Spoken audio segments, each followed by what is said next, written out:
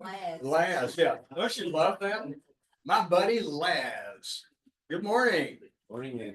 Okay, where we're gonna drop Revelation for a few weeks, and we're gonna look at Lazarus this week. Martha Lou is going to teach about Jesus. Always a good answer. Always a good answer. That's Jesus. Jesus next week. That's right. So, Say it right. yeah.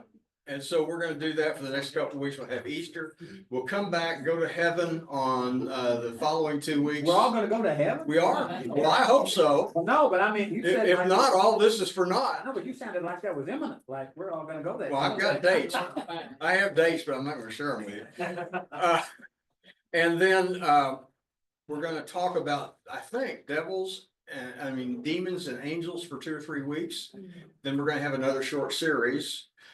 This summer, there will be a combined class. We're not sure what that's gonna be yet. I'll take orders for that because, and so that's kind of where we're going. I got a handout here. And so we're gonna look at Lazarus, and when you look at this, it is kind of like a play. I think you've heard me say this before. It's kind of like there are acts in a play, and we're gonna look at each one of these acts, and we're gonna ask some questions about what's going on that are gonna kind of frame the whole narrative. Before we do that, I have to have water. Before we do that, I put some background at the very top from Luke. And so first thing we want to do, because kind of the stars of the show in a sense, other than Lazarus and other than Jesus, are Mary and Martha. They're kind of in the center of a lot of the action.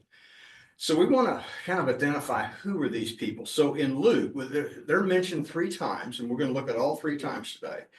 In Luke 10, and let me read this, and then we're going to talk about it for a second. As Jesus and his disciples were on their way, this is maybe 6 months, a year before the action that we're going to talk about. He came to a village where a woman named Martha opened her house to him. She had a sister called Mary, who sat at the Lord's feet listening to what he said. But Martha was distracted by all the preparation she had to make. And she came to him and said, "Lord, don't you care that my sister has left me to do the work all by myself? Tell her to help me." You can say it. Martha. Martha. The Lord answered, "You're so worried and upset about so many things, but few things are needed. Or indeed, only one. Mary has chosen what's better, and it will not be taken away from her." So real quickly, if you had to identify, how would you describe Mary, first of all? Give me some descriptions for Mary. What do you think? Very focused on Jesus. Okay, focused on Jesus, okay. What else would you say about Mary? She does not cook. She doesn't cook. No cooking. Okay, got that. He knew who Jesus was. She knew Jesus, yeah, she knew No, I mean, she really knew. Jesus. So there was a deep. Yeah. And when you know Jesus, the more you know him, the more you want to know him. And that's what we're seeing here. Okay. How would you describe Martha? Busy. Busy. Is a doer. She was very responsible. Organized. Doer. Okay. Organized. Responsible. A pleaser. A who? That's a good word. Oh, that's a good word. Pleaser. A pleaser. Okay. Frustrated. Frustrated. But aren't we all? Okay. We all need help. Andy, if I went to you and said these things to you, something was going on in our house, and you had responded this way, I would be mad at you. Yeah, there'd be no return from that. My normal response is, yes, ma'am. So, okay, may I name her Martha Stewart? She's an evil woman. Martha Stewart. She's kind of, I'm going to say that she wants control. She's in control. She's large and in charge. It even says, even though they lived with their brother Lazarus, it says, went to the house of a woman named Martha. Interesting. I just find that interesting. Mary is, which is a more dominant personality?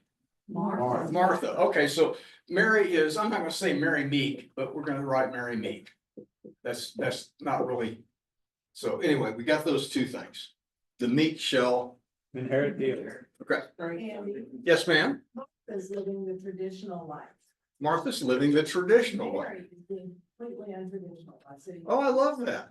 Yeah, All those men. very cool. Very cool. Okay. All right, we're gonna get to them in a minute. Let's look at the first act in this little play, 1 through 6. Oh, I let me give you, I gave you a chart because I had room on the paper and I have to fill the paper up. Okay.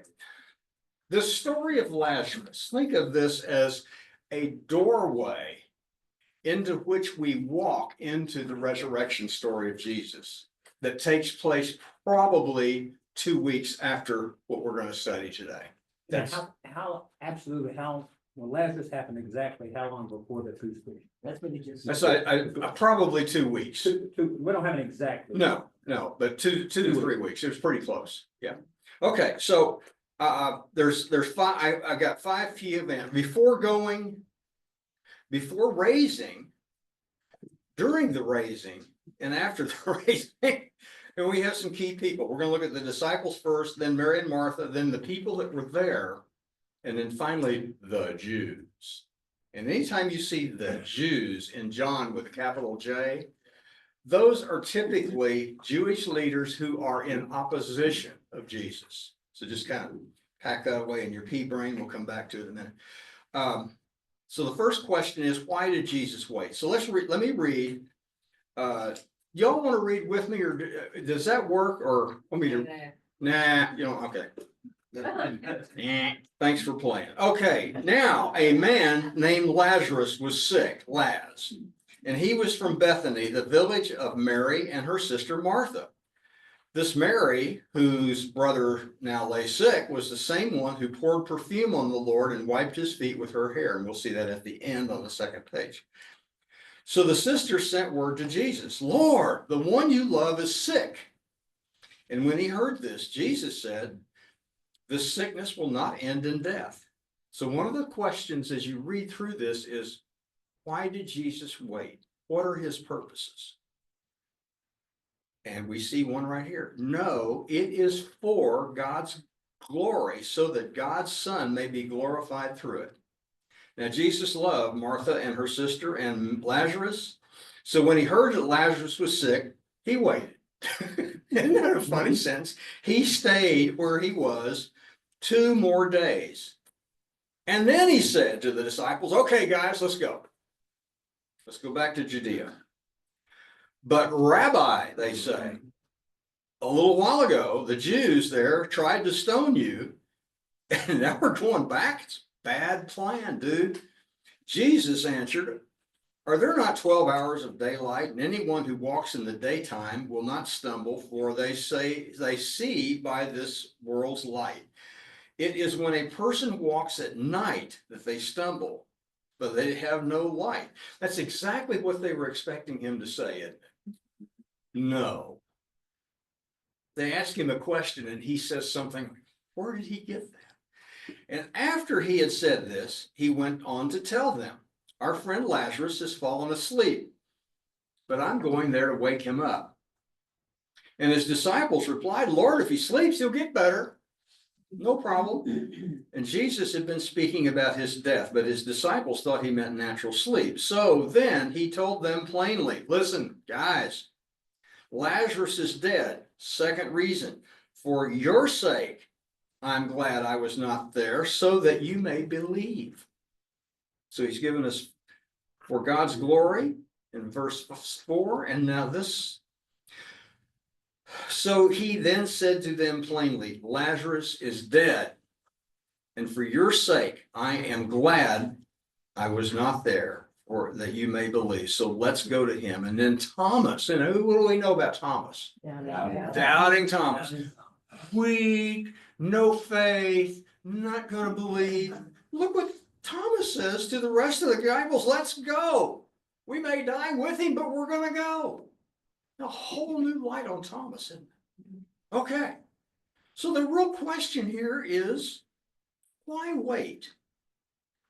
So, what are the expectations here? What do the disciples expect out of this?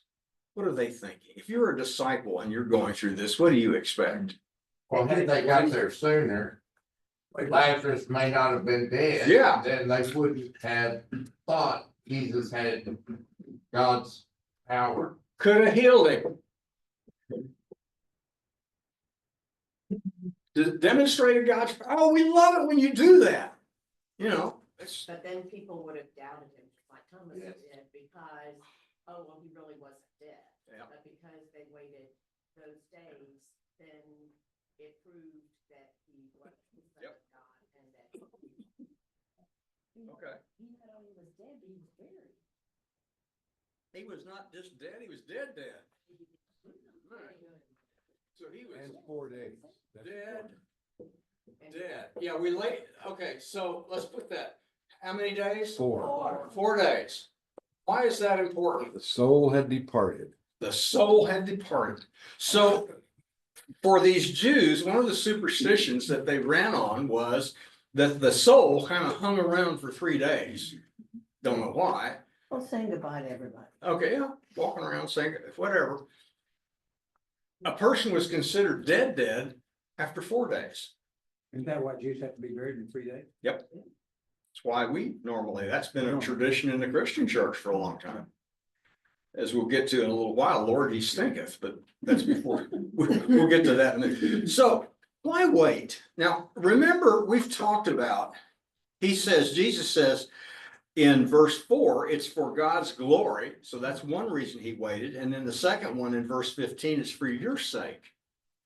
So it's for God's glory and it's for our sake. There, if you'll remember, we have talked about time in terms of chronos and kairos. Chronos being chronometer time, my time, day after day, hour after hour. Oh, Gene, we gotta leave, we're gonna be late. That kind of, oh, I didn't say that, did I? That kind of thing. And that's the way we run our lives, isn't it? Linda's gonna age out in, next week or so. So we're running our lives based upon tick, tick, tick, tick, and the tick, tick, tick doesn't do us any good, but that's all. What's Kairos? Kairos is God's time. Yeah, God's time. Why is that different? Here we see this whole idea that it's opportunity time. Does that make sense? Opportunity. If we let something go by, it may go forever. It never comes back. God works throughout the Bible on opportunity time. It's kind of the way, it's how his plans come to pass. It's why Jesus was never hurried. Never. And you see him, we're waiting, and we're waiting. And that would drive me nuts because I'm Mr. Quick Start, as many of y'all Well, know. either he's moving very slowly by our estimation, or he's going so fast, we can't keep up. Yeah. How about us? Do we ever feel rushed and hurried? Oh, Wouldn't it- no, I never feel that. I know you don't. Well, I know you don't. Wouldn't it be cool if we could shift our Chronos time into Kairos time? Wouldn't that be cool? And I know you all have been real active in the prayer ministry. That's one of the things that prayer does.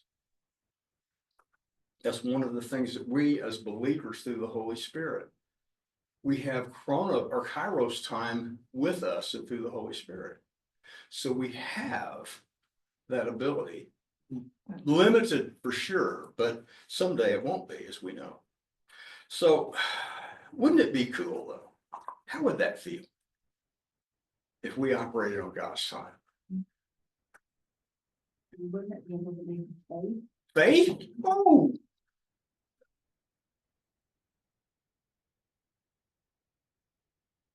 That is brilliant. That's another name for faith in a. Okay, where are the golds? Gene, where's that box of gold stars? Okay, why wait?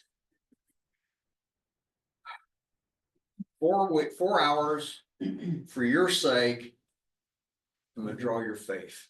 Yeah, John. Maybe they thought it would be dangerous. Yeah. Because wasn't stone. Yeah, yeah, it says this is really a dangerous thing to do because they're lying in wait for you. And we're gonna see how bad that gets in a few minutes. Okay, that's the end of the first act. Let's go to the second act. 17 through 27 down here at the bottom. Before the raising, Martha. On his arrival, Jesus found that Lazarus had already been dead 4 days. Now Bethany was less than 2 miles from Jerusalem, so he's going close to Jerusalem. And many Jews had come to Martha and Mary to comfort them in their loss. Notice that's Jews with a capital J. That's not just Jewish friends, it's leaders from Jerusalem. That's why he's saying it's close to Jerusalem. When Martha heard that Jesus was coming, we don't know how she did, but she had her ways. She ran out to meet him, but Mary stayed home. Kind of like what happened here. Mary stayed home. Now look what Martha says. Lord, Martha said to Jesus, if you had been here, my brother would not have died. But I know that even God will give you whatever you ask. And Jesus said to her, your brother will rise again. And Martha goes, yeah, I know. I know he'll rise again in the resurrection the last day. Now that's a really insightful thing because that's a huge belief for the Jews back then. And it was largely not understood what resurrection was in the Old Testament. And Jesus said to her, I am the resurrection and the life. The one who believes in me will live, even though they die. That's the ultimate Kairos breakthrough right there, isn't it? And whoever lives by believing in me will never die. Do you believe this? Look how she answers him. Yes, Lord, she replied, I believe that you are the Messiah. Believe you are the Son of God who has come into the world. Now let's break this down for a minute, because he answers them differently, as we'll see in a minute. They both say the same exact thing to him. My contention, I contend that she went out to confront Jesus, knowing a little bit about her personality. She wants to be in control. She wants an answer. Tony Evans said this. He said that, this is his paraphrase, if you had been here, he wouldn't have died. This is your fault. I called you and you didn't come in time. If you had listened to me, none of this would have happened. You could have healed him. What do you think? Doesn't it? Does that sound like something? Sound like something I'd say. What was the picture of Jesus' face while he was saying this? What say? Jesus standing there with his face. What does Jesus' face look like when he's doing it? Wow. He was going, okay. He probably never thought about that. He didn't know. Yeah, good point. The bin on me, right? So. Yeah, I could have. We know that. And I've got some verses down here about what it means to, and we don't have time to go into. Jesus is his life. And that's what the resurrection proves. So Martha had faith. It's demonstrated. She calls him Lord and all this. So she has faith. She makes sure that she understands the resurrection. She calls him Lord, but she has doubt. Now, okay. Did she have any idea about resurrection other than the ultimate resurrection? In other words, I don't know. We don't know what. In other words, I'm just trying to find out. Yeah. She knew that Christ had the ability to heal. Yeah. But should she have known that he had the ability to raise the dead? No. No, and if you go into that story thinking about it that way, then it makes it that much more dramatic. The Well, that's all. resurrection was something that was outside the scope of anybody's possibility. Well, that's why Christ Yeah. did what he did. Yeah, so she's talking about the resurrection at the end time, and that was a very nebulous, it still is, a very nebulous concept, so.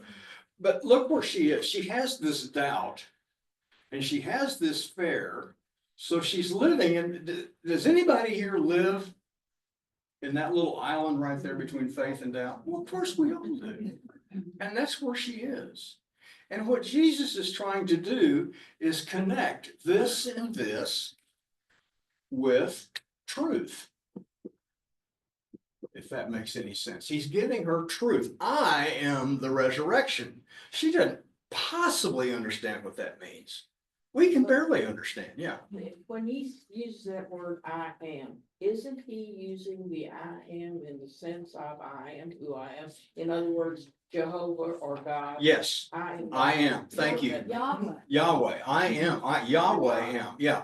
And remember what last year we went through John. This is the last, this is the seventh of the great I ams. So he's This is the working- last. He's identifying himself as God. He's identifying himself as God.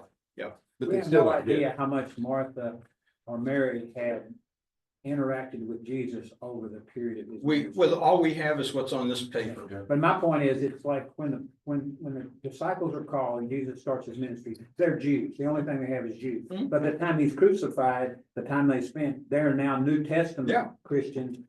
And each one of them obviously came at a different rate, but we don't know the people that were around them that were taught the same thing that grew from the traditional Jewish belief to the New Testament. belief. Sure, and that's just a growth.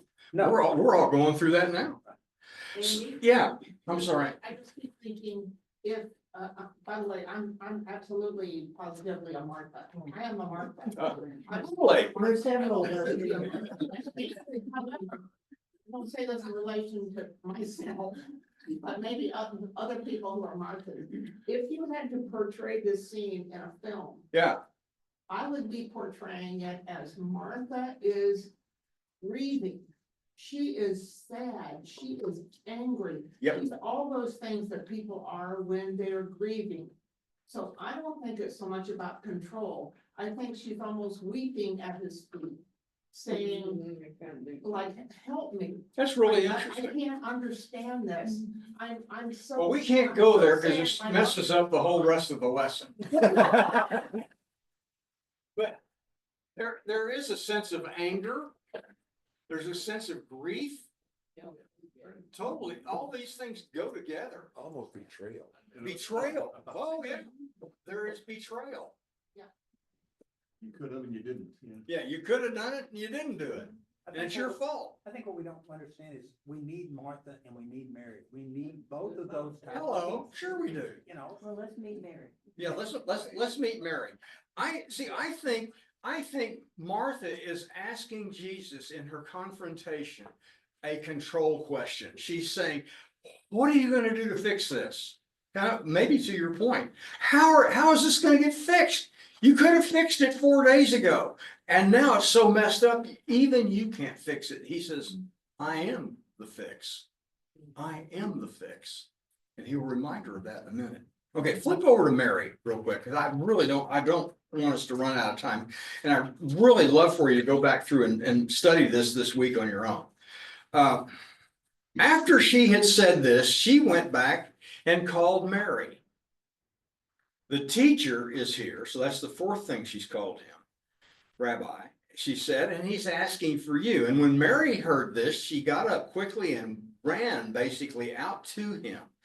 Now, Jesus had not entered the village, but was still at the place out by the 7-Eleven on the outpost where Martha had met him.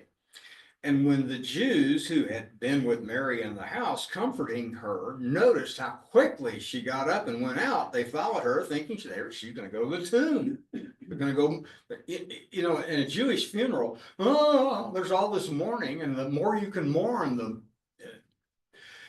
When Mary, 32, reached the place where Jesus was, she saw him and she fell at his feet and said, Lord, if you had been here, my brother would not have died. Same thing, word for word. Do you think that they had been repeating that to each other in the house over the past 4 days? Of course they had. They had this story that they built up. Well, Mary probably had had confidence that she knew that Jesus would keep him from dying. Yeah, And so he kind of betrayed Mary too. yeah, well, he betrayed both of them, that scoundrel. But Jesus told her that, this sickness will not end in death. but it Yes, did. yes, you're right, but in a whole different way than we expect. And remember, when we're living here between faith and doubt, what happens is often unexpected, isn't it? Where did that come from? How did that happen? Well, but there was nobody that thought he was gonna raise him from the dead. No, of course not. Nobody. Okay, so let's go, let me finish here. When Mary reached the place, Lord, my brother would not have died, verse 33, when Jesus saw her weeping, and the Jews who had come along with her also weeping, he was deeply moved in spirit and troubled. Where have you laid him? He asked. Come and see, Lord, they replied. Jesus wept. Then the Jews said, see how he loved him. But some of them said, couldn't he have just opened his eyes to the blind man? Why didn't he keep him from dying? So you get both sides of the story. I want you to notice something. Mary, when she got up, verse 32, she fell at his feet. We see Mary in the Bible 3 times. And this is the second time we've seen her this morning. We'll see her again in a minute. We always see her at Jesus' feet. And we always see Martha standing up doing. I just find interesting. Okay, so falls at his feet, word for word. What did Mary need? See, here's what I contend, and I may be wrong. Martha wanted control. I think Mary wanted comfort. Martha wanted to know, how do you fix this? Fix this. Kind of like, I'm busy fixing supper. God, you got to fix this. Do something. Martha, or Mary, wants to know that he cares. And he reacts the same way. He doesn't give her this I am the resurrection and the life. That is the ultimate power and control answer, isn't it? I mean, can you think of a bigger one than that? I am. And yet now we see, I don't know how, 15 minutes later, he's weeping with her. And here's the thing that grabs me. We serve a God who not only has total control over everything, right?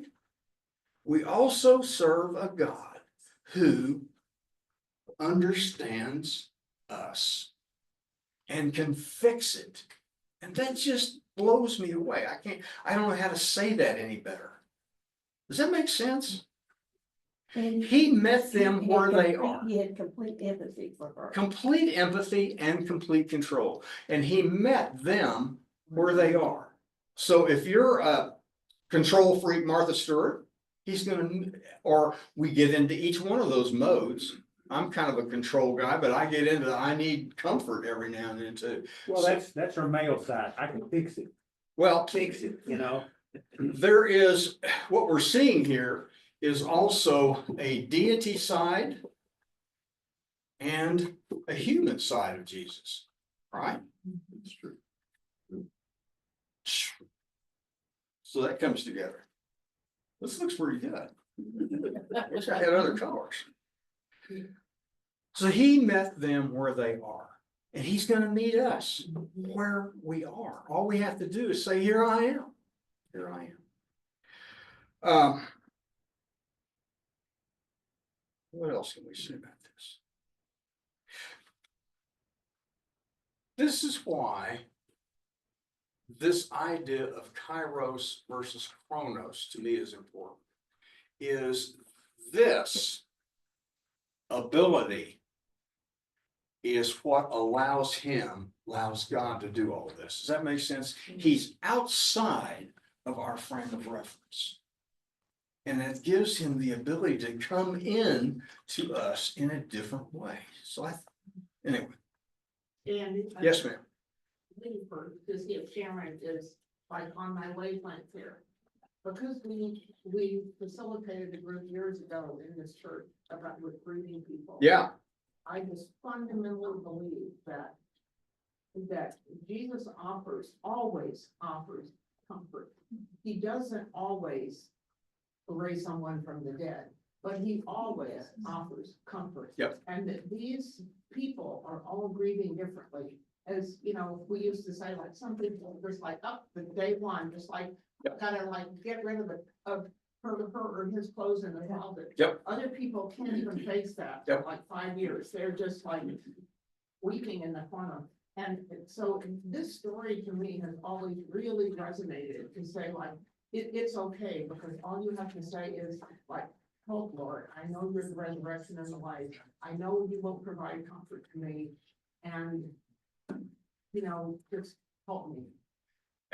and what an interesting story this is. It's not a story, but to place within the background of what you just prayed about, that at some point in time, as we'll read about in Revelation 21 and 22, there will be no more tears. There will be no more sorrow. There will be none of this. And we will see him as he is, and he will see us as we are.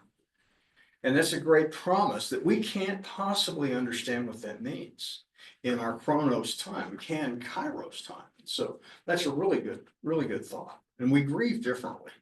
Let's move on. Because the rest of this is pretty cool too. Let's look at the mourners. So we've looked at, why did Jesus wait to leave? We know the answer. Why did he give Mary and Martha different answers to their questions? Same question, different answers. Now we want to look at the people that were there for a minute. So verse 38 through 43. Jesus, once more deeply moved, so that's the fourth time we see his emotion, came to the tomb, and it was a cave with a stone laid across the entrance. Take away the stone, he said. But Lord, Martha says, so where's that faith? She's got all this faith. Doubt says, but Lord, but God, you can't do that. Don't do it. Don't do it. The King James Version says, Lord, he stinketh. Which I love.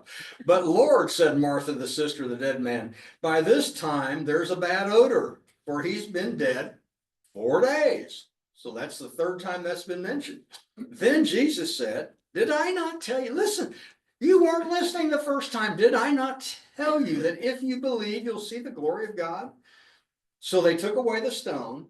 Then Jesus looked up and he prays, Father, I thank you that you've heard me. I knew you would always hear me. What a great prayer for us. But I said this for the benefit of the people standing here, that they may believe that you sent me. And when he said this, Jesus called out in a loud voice, Lazarus, come on out. And the dead man came out, hands and feet wrapped in strips of linen and a cloth around his face. And Jesus said, take the grave clothes off him and let him go. Couple of things. His prayer. What if everything that I said was for the benefit of somebody else? I was thinking about that. That just grabbed me this morning as I was reading this again. What Jesus says, but I said this for the benefit of the people standing there. What if what I said every day was for the benefit of somebody else? Isn't that a cool thought? The other thought is, what do you think Lazarus is thinking about this time? Now, he never speaks. He's a silent character through all this. I think he's upset. And I think maybe Jesus was crying because he's saying, my buddy Lazarus is in heaven with God, and I'm going to have to bring him back.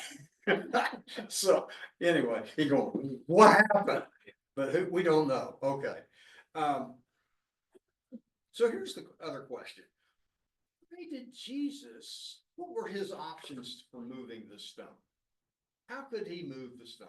How could that stone be moved? Yep, move the stone. What else? He involves people. Had Lazarus walk through it. Yeah, Lazarus could have walked through it, teleported over, any number of things. Why did he ask other people to move the stone? Because he Because knew he that wanted his to stone show. would need to be moved.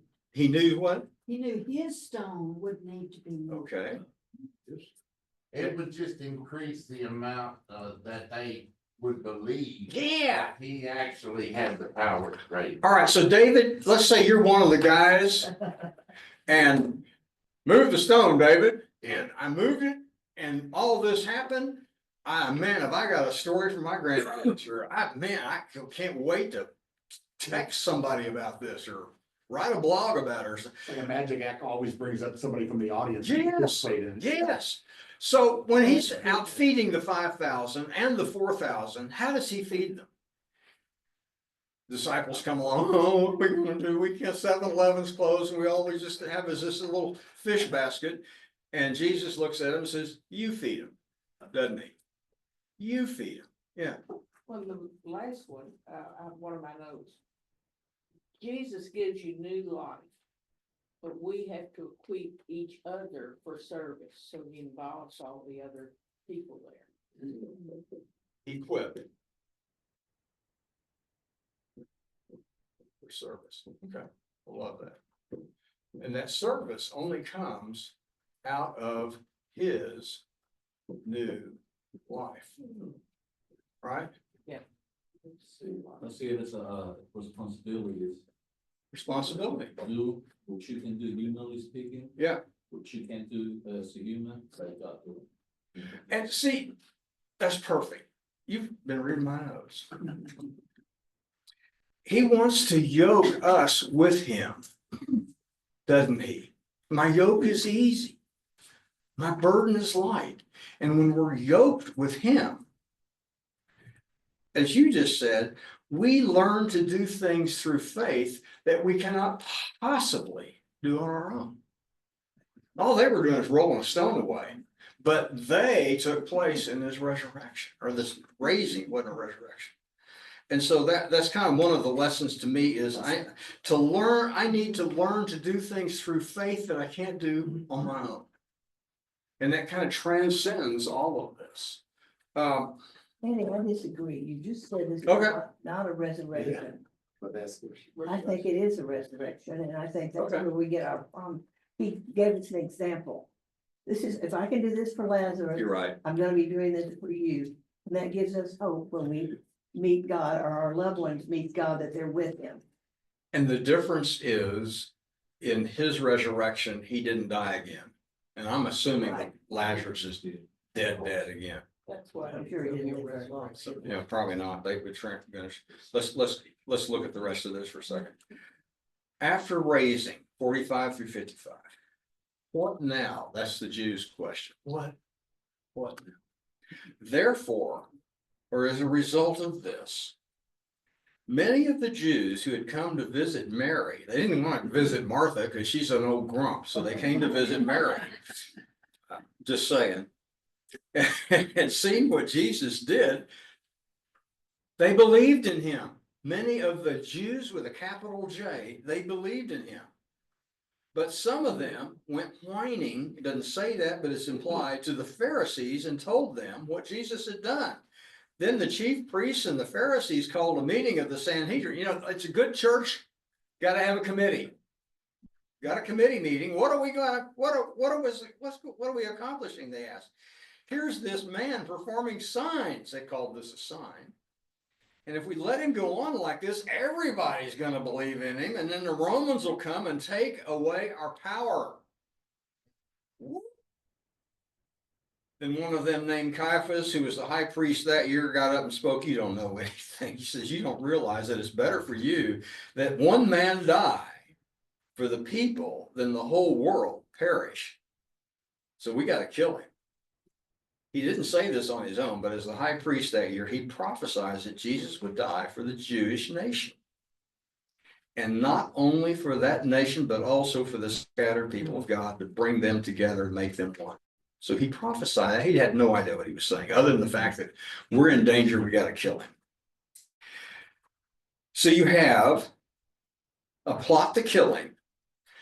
Then Jesus went back to this village called Ephraim, which is about, 10 miles northeast of Jerusalem. And they kept looking for him. And then I want you to go down to the next chapter. There we go to a second chapter. John 12, Lazarus became a media star. And that's kind of what the title was, From Dead Man to Media Star. 6 days before the Passover, Jesus came back to Bethany, where Lazarus lived, whom Jesus had raised from the dead. Here, a dinner was given in Jesus' honor. Martha served. Big surprise. While Laz was among those reclining at the table. Notice Lazarus hadn't said diddly squat this whole time. He's never spoken. Then Mary took a pint of pure nard, an expensive perfume, and poured it on Jesus' feet and wiped her hair, and the house was filled with the fragrance of the perfume. And Judas whined about it. We all know that story. Meanwhile, look at the very bottom. A large crowd of Jews found out that Jesus was there, and they came, not only because of him, but they wanted to see the new media star, Lazarus, whom he'd raised from the dead. I wonder what he looked like. You think he was partially decomposed by that time? I bet he was hungry though. Yeah, I'm sure he was hungry. And so the chief priests made plans to kill Lazarus as well. For on account of him, many of the Jews were going over to Jesus and believing in him. So there was all this power going on. So I just find that fascinating. I'm sure Martha Lou will pick that up and move on with it. But so the next thing in the biblical calendar from this is, I think the next day is the Palm Sunday branches and all that, with these thousands of people. They're there to see Lazarus as much as Jesus. Lazarus drew them, and this whole thing drew them in. So you can see how the story just carries along the bigger story of what happens to Jesus over the next week.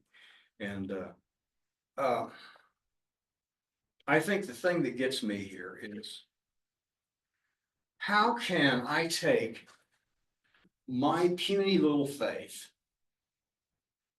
and yoke it with God's truth that raised a man from the dead, that raised Jesus forever, that's going to raise me from the dead, that fed from all these things that he has done? How can I yoke this little shriveled up piece of faith with this truth? Does that make sense? And dispel this doubt every day. Ron, would you close this? Our most gracious Heavenly Father, we come to you today, thanking you for the opportunity to come and worship with our sisters and brothers here that we love. We ask that you would give us strength when we go out to be an example for you, to be disciples for you, realizing that many people that we see in the real world may not have any example of a Christian other than us. We hope that as we go out and do this, that you give us the strength to minister to those people in the way that you would. And always remember that you are our Savior. All this we ask. Amen. Amen. Thank you all. Okay, what? Yeah. Wait, let me turn this off first. Hang on a second.